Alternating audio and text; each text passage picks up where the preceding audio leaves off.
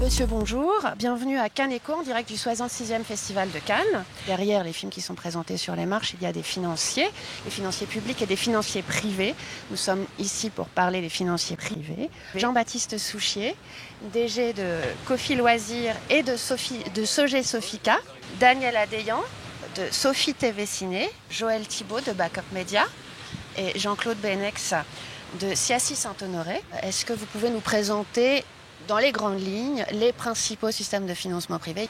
Les Sofica ont deux autorités de tutelle, à la fois Bercy, ministère des Finances, ainsi que le CNC. Elles permettent aux investisseurs d'obtenir une réduction d'impôts, et c'est une déduction fiscale au niveau de l'IRPP, et qui permet d'obtenir une déduction fiscale au départ de 36% et qui ensuite s'investit dans l'année qui suit. Donc pour la collecte 2012, ce sont les investissements 2013 dans des films, principalement des films d'origine, des films français. Et c'est une enveloppe fermée qui est allouée et qui ensuite est distribuée par les différents organismes gestionnaires des Sofica. Aujourd'hui, il y en a 12, je crois. Oui. Et qui gère une enveloppe de 63 millions d'euros. Voilà, 63 millions d'euros. Ça s'adresse à monsieur tout le monde, puisque les montants investis sont capés avec un maximum de 18 000 euros. Et on se retrouve avec une moyenne, au total, une moyenne des souscripteurs qui est aux environs de 7 000 euros. Donc c'est vraiment un investissement populaire, ça n'est pas un investissement qui est pour les grosses fortunes, etc. C'est très différent des investissements TEPA. D'accord. Vous pouvez peut-être, vous, à la tête de Backup Media, nous parler des investissements TEPA. C'est avant tout un investissement dans une aventure. Pourquoi ? Parce que l'investissement TEPA, c'est un investissement dans une société, au capital de société. Et à un moment donné, c'est un investisseur qui doit adhérer à un projet entrepreneurial et pousser un film, vu qu'on parle de cinéma, adhérer à son film, être un vrai partenaire du film. Ce sont des investissements qui, du coup, par nature, requièrent plus de volonté active et de risque. Donc à cet égard, très différent des Sofica, qui sont vraiment un produit d'épargne à destination de tout le monde.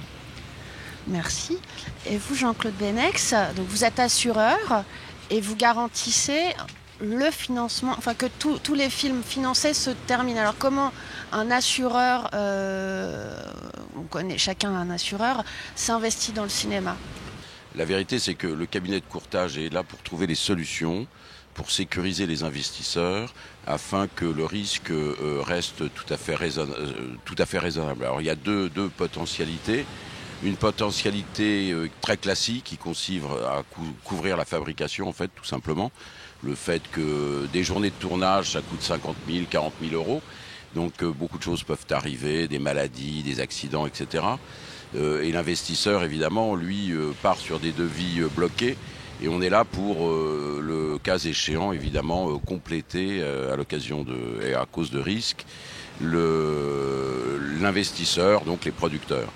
L'autre vocation qui est un peu moins développée en Europe, qui est une notion un peu plus anglo-saxonne, c'est d'attribuer de ce qu'on appelle des garanties de bonne fin. C'est en d'autres termes de garantir de façon assez simple aux investisseurs que le film sera fait pour un montant déterminé et livré à une date déterminée. C'est une solution, pourquoi plus anglo-saxonne ? Parce que en France, nous connaissons un système d'économie mixte, on va dire, un peu plus affiné et qui est rodé depuis longtemps. Et nous avons des établissements financiers spécialisés et également un institut pour le financement des industries culturelles qui lui-même participe à la sécurité des établissements financiers. Alors ça, c'est quelque chose de très particulier et unique, à mon avis, au monde. Et qui est en France. Donc on entend souvent dire que les cinémas coûtent cher, que les journées de tournage sont dépassées, que ça coûte toujours plus cher que ce qu'on avait pensé. Comment est-ce que vous, en tant qu'assureur, vous pouvez gagner de l'argent dans le cinéma ? Mais le propos n'est pas de gagner de l'argent, le propos c'est de prendre des risques et de découvrir. Donc si vous voulez, l'assureur reste dans son schéma traditionnel qui consiste à prendre des primes et à payer des sinistres. Donc notre problématique, elle est statistique, différemment à celle des banquiers qui consiste à prêter et à recouvrer un crédit. Donc voilà. Quelle assurance on a quand on investit dans le cinéma d'avoir des retours sur investissement? Alors, investir dans le cinéma, c'est bien sûr faire appel à une assurance, mais ce n'est jamais, comme tout investissement, avoir une garantie de retour. Ce n'est pas, malgré tout, un produit. Voilà, c'est un financement à risque, ce n'est pas un produit d'épargne garanti. Maintenant, c'est un métier. Investir, produire des films, les distribuer, investir dedans, les réaliser, c'est un métier comme un autre finalement, je vous assure. Ça ne se voit pas évidemment à Cannes, mais je vous assure que c'est un métier où on commence le matin à 9h, on termine généralement à 19h, c'est quelque chose de finalement très, très usuel. Et il s'avère que effectivement, le financement des films est généralement un équilibre entre des prises de risques et un ensemble de garanties. Et c'est vrai que finalement, ça ne doit pas être si inconcevable de gagner de l'argent avec le cinéma. Le cinéma est rentable, je vous assure, il y a des gens qui en vivent. Et nous, ici, autour de cette table, les premiers. Et évidemment, c'est vrai que sans pouvoir livrer en moyenne une performance supérieure à 6% sur tous nos fonds qui ont fait une sortie à leurs investisseurs, on ne pourrait pas considérer qu'on a un système pérenne. Il s'avère qu'on a un système pérenne et je pense que le fait de pouvoir livrer ce type de rentabilité aux investisseurs en fait partie. Vous avez votre enveloppe de Sofica, vous décidez d'investir dans un nombre de films, comment ça se passe? Là, je vais prendre la casquette Sophie Cinéma, voilà. Qui est donc pas l'établissement financier, mais bien les Sofica que nous gérons. L'ensemble des personnes présentes ici qui gèrent des Sofica, on a des comités d'investissement. Donc les producteurs, encore une fois, font appel avant de lancer le tournage d'un film à un certain nombre de partenaires. Ils vendent leurs films à des chaînes de télé, ils vont aller voir des distributeurs qui vont accepter de sortir le film en salle ou de le sortir en vidéo ou de le vendre à l'international. Ce sont tous les partenaires privés qui interviennent en amont du tournage d'un film. Et si je reprends la casquette de l'établissement financier, c'est donc tous ces partenaires-là que nous escomptons en fait, puisque ces personnes mettent de l'argent. C'est important de retenir que tous les partenaires hors les Sofica, une grande partie mettent de l'argent à la livraison du film. Donc ils ne prennent pas le risque de fabrication du film et c'est l'établissement financier ou l'assureur qui prend le risque aux côtés du producteur de la bonne livraison du film. Et ils choisissent, pour répondre à votre question, les projets au sein d'un comité d'investissement et qui est composé de différents professionnels. On a tous autour dans nos comités d'investissement des partenaires indépendants, experts qui viennent juger de la qualité artistique du film, de l'aspect, on va dire, éditorial, mais aussi, puisqu'on est ici pour parler finance, des éléments financiers. Donc, comme le rappelait Daniel, c'est un équilibre entre un montant qu'on va investir dans la fabrication du film et en contrepartie les recettes qu'on va demander d'avoir en contrepartie de cet investissement. Donc en fait on négocie ensuite des pourcentages sur l'exploitation du film, que ce soit sa revente à la télé, une partie de la distribution en salle, les ventes internationales, puisqu'il faut aussi souligner que le cinéma français est un cinéma qui se vend beaucoup à l'international et de plus en plus, et donc ça fait partie des différentes recettes que l'on peut espérer en contrepartie de notre investissement. Mais c'est important de souligner que nos décisions d'investissement de manière réglementaire se prennent avant le premier jour de tournage. Oui. Donc on est sur la base de quoi? Un producteur, un plan de financement, Oui. un casting, un scénario, un distributeur. On n'investit pas en tant que Sofica dans un film une fois que le film est terminé. Et est-ce qu'il est possible pour des investisseurs privés ou bancaires d'investir davantage dans le cinéma à l'avenir d'ici cette année ou l'année prochaine? Une nuance peut-être entre l'investissement bancaire. En fait, nous, les banques, nous n'investissons pas, nous prêtons. Et là, de ce point de vue-là, la part du financement bancaire est très importante, puisqu'on faut rappeler que la production cinématographique en France, c'est 1,3 milliard d'euros, c'est plus de 200 films produits par an, et l'intégralité de ces films-là sont financés par les systèmes dont on vous parlait en termes de fonctionnement bancaire, par des établissements tels que Kofi Loisirs. On participe, nous, comme je disais tout à l'heure, à peu près une centaine de films par an. La partie, effectivement, Sofica est une enveloppe fermée qui peut paraître relativement réduite par rapport au montant dont on vient de parler d'1,3 milliard, puisqu'il s'agit de 63 millions d'euros. Donc on pourrait penser que ces 63 millions d'euros ne sont pas si importants que ça à l'échelle du 1,3 milliard. Or, c'est une notion peut-être un peu macro. Et quand on va dans le détail, on voit qu'en fait, les 60 millions d'euros investis par les Sofica permettent quand même à peu près une centaine de films de se faire. La moitié quasi de la production. Et sur une grande partie d'entre eux, ces films n'existeraient pas s'il n'y avait pas ce dispositif. Ensuite, il y a aujourd'hui des réflexions, il y a un certain nombre d'autres véhicules d'investissement.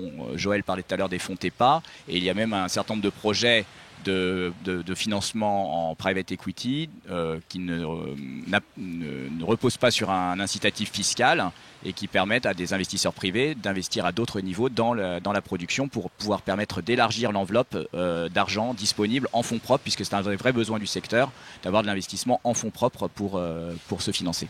Oui, Jean-Baptiste, c'est vrai que je pense que, et c'est très très important de rappeler le rôle de la Sofica à cet égard, c'est que la Sofica est de toute façon le premier lien entre les métiers du cinéma et la finance. C'est le lien le plus aisé, le plus compréhensible, finalement le moins risqué, entre guillemets. Pourquoi ? Parce que l'avantage fiscal est là pour amortir ce risque. Je pense qu'il y a donc une vertu pédagogique de la Sofica qui amène ensuite les investisseurs à, le cas échéant, suivre et vouloir développer une stratégie. C'est quelque chose qui nous arrive très régulièrement, et c'est pour ça que avec initialement 2 Sofica, aujourd'hui on gère 5 modèles d'investissement pour simplement une Sofica parmi les 5. Donc je pense que la Sofica a un rôle majeur, et un rôle majeur à protéger, parce que ce que disait tout à l'heure Jean-Baptiste, c'est qu'il y a 71 films par an. 71, on les a calculés à l'association des Sofica, 71 films par an qui ne se feraient pas. Ça correspond à près de 400 millions de volume d'activité par an.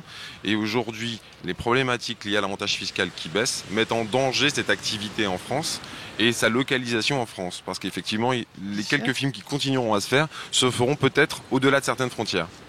Donc je pense qu'effectivement, il y a un enjeu en termes de pédagogie des investisseurs, de lien entre les métiers de la finance, le métier des investisseurs et celui des gens du cinéma qui est joué par la Sofica, et qu'en plus, au-delà, il y a un risque économique d'activité pour l'industrie française.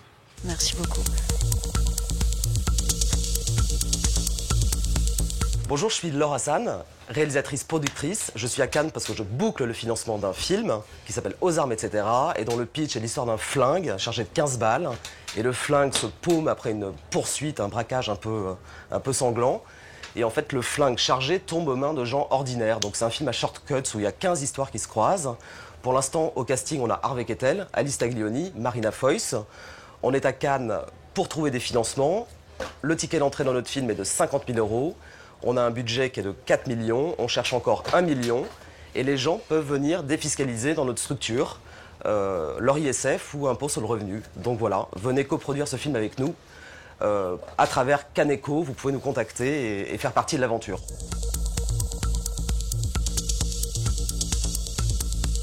La crise n'a pas touché, à mon avis, le festival cette année, puisque l'activité, comme vous le voyez, est toujours aussi forte. Cependant, mon sentiment est que dans les événements, ceux qui donnent les fêtes ont tendance à serrer un peu plus le budget, ce qui me paraît normal. Mais globalement, c'est toujours très booming et les chiffres d'année en année progressent. Et je pense que ça va progresser encore cette année.